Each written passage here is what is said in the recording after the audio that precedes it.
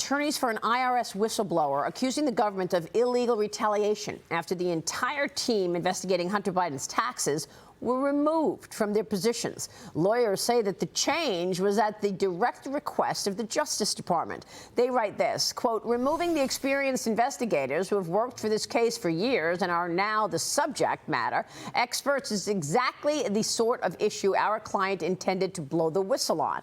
Interesting develop here, Mike Baker. Yeah, look, there's so much to unpack here. I will say a couple of points, and this is going to sound like I'm way off track, but I was in the gym yesterday. MSNBC was on the TV, and their headlines were Durham report and Biden's conspiracy theories fizzle, right? And then the angle was the only people interested in any of this are the Fox News viewers, right? So I think what's important for people to understand is there are two realities currently, right?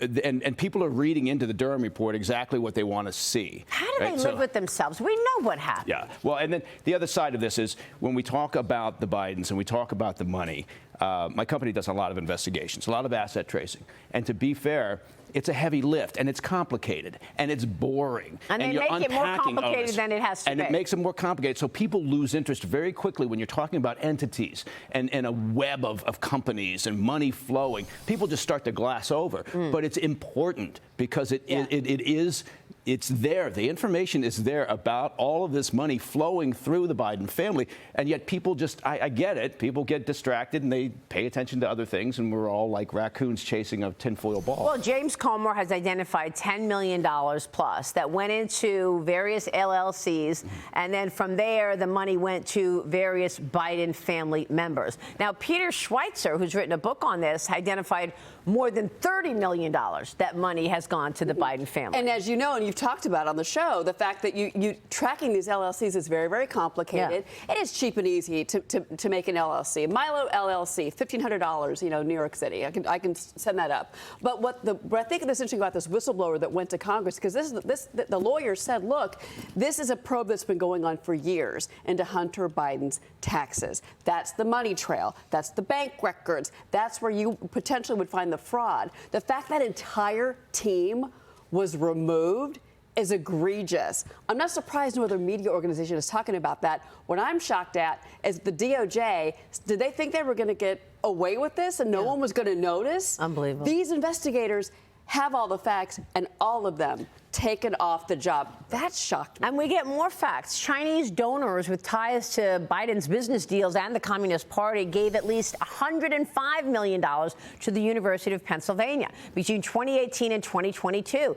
That's President Biden's think tank, the Penn Biden Center, sitting on campus. That amount nearly double what we previously knew. Kaylee. Yeah, and these payments are not a coincidence. They were paying for Biden's last name. Right. Hunter Biden actually said in one of his emails that the perk of doing business with Hunter Biden was his last name. That's out in the open. Shocking. And the thing about this IRS whistleblower who's saying that the team was dissolved, the first thing that I thought of was the FBI statement in response to the Durham report when they said, well, we've already put into place corrective measures. If these corrective measures had been in place back in 2016, none of this would have happened.